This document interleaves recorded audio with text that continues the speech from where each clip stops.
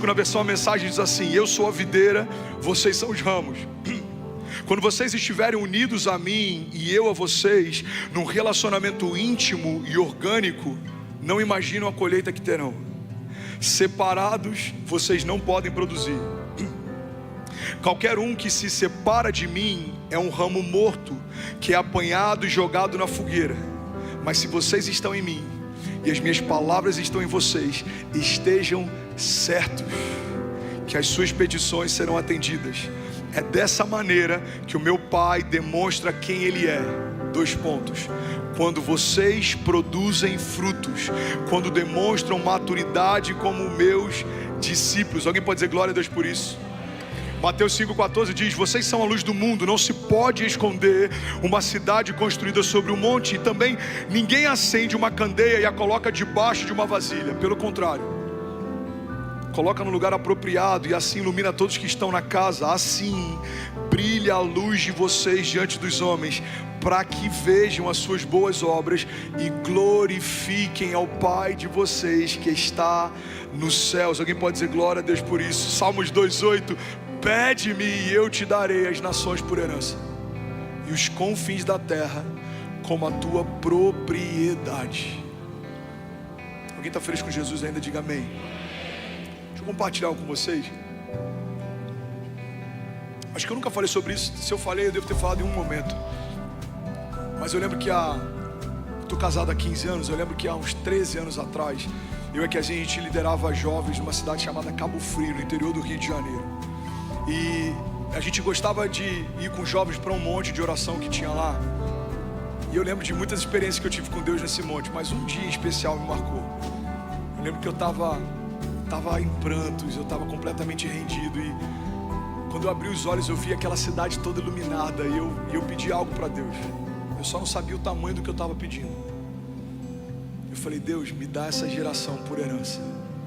Deus, me dá essa geração por herança. Me dá essa geração por herança. Mas eu estava pedindo uma geração de jovens na minha cidade. Eu liderava jovens em Cabo Frio. Eu estava pedindo para que Deus me desse a oportunidade de gerar um avivamento na geração daquela cidade. E naquele dia eu lembro que Deus falou comigo: eu me agradei do teu coração, eu me agradei do que você me pediu.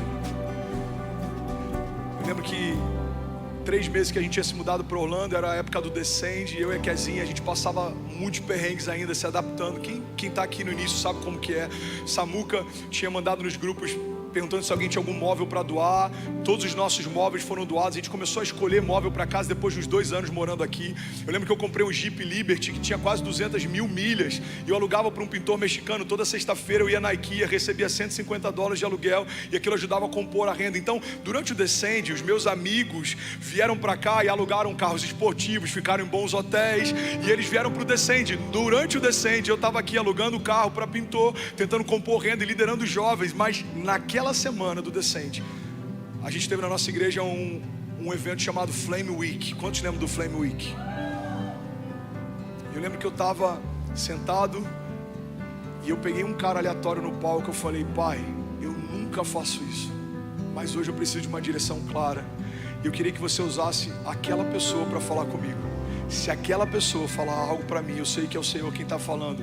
Usa ele, Pai, para me dar direções. Eu estou tentando entender, eu estou tentando discernir. Está tudo tão confuso. Eu lembro que durante um culto inteiro, ele foi a única pessoa que não pegou o microfone para falar. E aí acaba o culto, aquele homem pega o microfone e eu falo: uau, vai ser agora, ele vai liberar uma palavra, vai mudar a minha vida. E ele pega o microfone e fala: pessoal, daqui a 5 minutos, todo mundo na van, não se atrasem. Ele solta o microfone. Aí eu abaixo minha cabeça e começo a orar. E eu falo: Pai, obrigado, eu sei que o Senhor vai usar alguém para falar comigo. Eu preciso tanto dessa direção, Pai. Eu estou aqui, eu preciso de uma palavra tua. Enquanto eu estou orando, alguém bate no meu ombro. E aí quando eu olho, era ele. Ele fala: posso orar por você? Eu falei: pelo amor de Deus, você entende inglês? Eu falei: não. Aí ele chamou um tradutor e falou: grava o que eu vou falar. E ele orou por 17 minutos. E uma das palavras que ele liberou foi: Deus está te dando a linguagem para essa geração. Deus está te dando a linguagem para essa geração. Irmão, Uma semana depois, um vídeo viraliza e outro. 4 meses depois, eu estou na Europa orando por jogadores de futebol e orando por pessoas que eu nunca imaginei, e Deus me usando para curar pessoas. Eu vivi isso, de um jogador na Europa se machucar e o empresário me levar para orar por ele por cura. 4 meses antes eu estava alugando carro, irmão, para sobreviver. 4 meses depois, Deus estava me levando para nações e cumprindo a palavra. E todas as vezes que alguém dava um testemunho, eu lembrava dessa palavra: Deus está te dando a linguagem para essa geração. Deus está te dando a linguagem para essa geração. Deus está te dando a linguagem para essa geração. Por que eu estou falando isso? Porque você pode estar nesse momento como eu estava no monte clamando. Você pode estar nesse momento como eu estava em Orlando, sendo relembrado da promessa. Ou você pode estar nesse momento em que eu estou vivendo o cumprimento dela. Mas independente do momento que você está, eu quero te lembrar que se você estiver plantado em Deus, você e a sua casa florescerão. Você e a sua casa vão ver o melhor ano da sua vida se você se mover por uma palavra e não pelas opiniões. Se você se mover por uma promessa e não pelo que os outros pensam. Se você se mover por aquilo que Deus te mostrou para o futuro e não pelas circunstâncias. Talvez as circunstâncias presentes sejam desafiadoras. Talvez você não tenha o que precisa ter, não saiba o que precisa saber. Mas Deus está lembrando para alguém aqui nessa manhã: não é sobre o que você tem, é sobre o que eu sou. Eu sou o que você precisa. Deus está dizendo para alguém enfermo nessa manhã: filho, muito prazer, eu sou a cura, eu sou o Jeová Rafá. Deus está lembrando para alguém que precisa de provisão, socorro financeiro nessa manhã. Levante suas mãos em nome de Jesus. Eu quero profetizar sobre você. Eu sou o Jeová Jireh, eu sou o Deus da provisão. Deus está lembrando para alguém que está com medo, ansioso, preocupado. Deus está dizendo: eu sou aquele que luta as suas batalhas. Eu sou aquele que vai à frente das suas guerras. Não há nada que eu não possa fazer. Agindo Deus em nosso favor, quem impedirá o seu agir? Se Deus é por nós, quem será contra nós? Eu declaro em nome de Jesus, 2024, pelos olhos da fé, já é o melhor ano da nossa vida, em nome de Jesus. Se você concorda, diga amém. Será que alguém pode dar um brado de liberdade nesse lugar? Será que alguém pode, pelo amor de Deus, fazer barulho? Aleluia, aleluia, aleluia. Tem alguém feliz com Jesus ainda? Diga amém. Pede-me e eu te darei as nações por herança e os confins da terra como a tua propriedade. Eu tenho 5 minutos para finalizar. Amém. Vocês são lindos, vocês são incríveis. Mas eu tenho que correr, senão daqui a pouco acaba o meu tempo, a banda sobe e não vai ser legal. Sabe uma coisa interessante sobre os bonsais? Que Deus me ensinou enquanto eu pregava sobre eles. Pega isso aqui, irmão. Eu estava pregando sobre isso em Alphaville e Deus disse: filho, você sabe por que quando a árvore é pequena, o fruto é pequeno? Porque quando os galhos são frágeis, eles não suportam os frutos muito grandes. Pega isso aqui, irmão. Tem muita gente questionando a quantidade e o tamanho dos frutos, quando deveria estar se preocupando com a força dos seus galhos. Não reclame daquilo que você não tem estrutura ainda para suportar. Isso não é punição, isso é zelo. Por que a gente não frutifica enquanto não está pronto para frutificar? Porque se você coloca um fruto num tamanho normal, numa árvore que se tornou anã, o fruto vai quebrar o galho.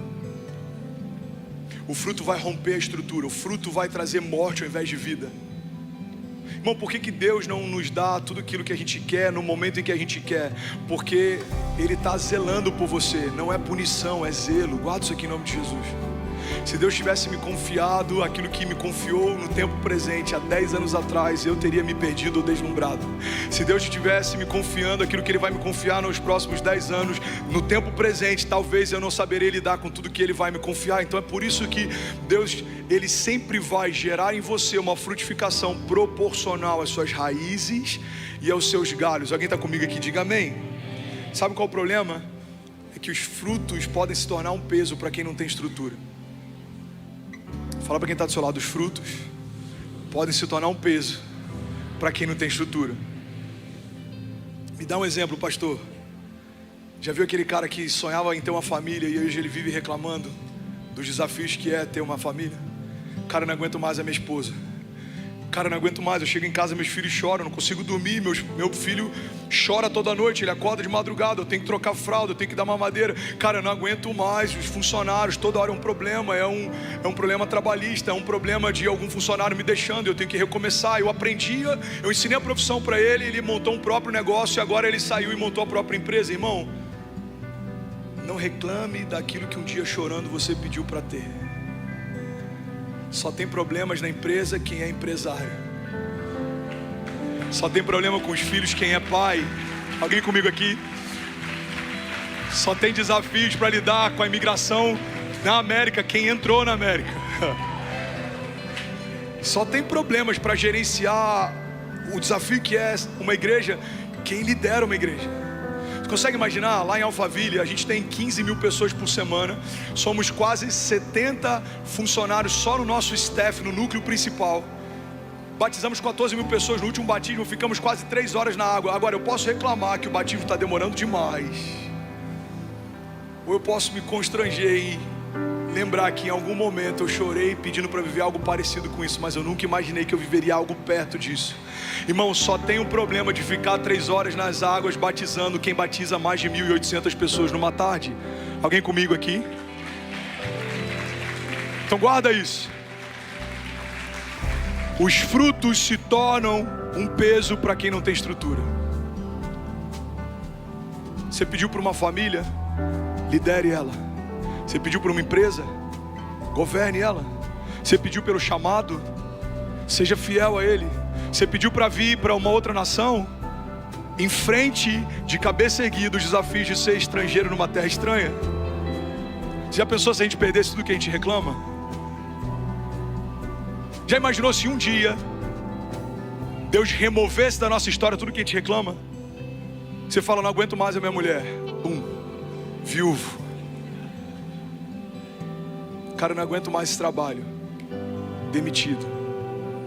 Não aguento mais essa empresa. Falido. Não aguento mais essa igreja. Desigrejado. Você já imaginou? Não aguento mais esse cabelo. Careca.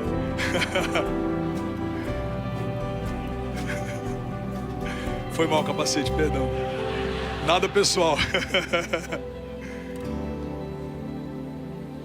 A gente não pode reclamar daquilo que um dia a gente chorou para ter. Você está comigo? E a última coisa para eu finalizar. Quando eu pedi um bonsai ontem, uma pessoa da produção levou lá em casa. Pastor, fui lá num japonês pegar o bonsai. Eu falei, mano, esquece. Porque lá em Alphaville a gente comprou na Leroy Merlin, era tão feio que eu falei, se a gente pegasse 2 galhos e enterrasse na terra, era igual. Pensa num bonsai feio. Eu falei, isso aqui não é um bonsai, isso aqui é um broto, gente. Pegaram um broto, botaram no vaso, escreveram bonsai. Aí vim para Orlando, cara, tô indo num japonês pegar. Eu falei, esquece Orlando, irmão. Deve ser tipo do Avatar, aquela árvore da vida do Animal Kingdom. Aí chegou o bonsai. Aí eu falei, mano, ele é de plástico? Ele falou, pastor, tem problema? Eu falei, tem.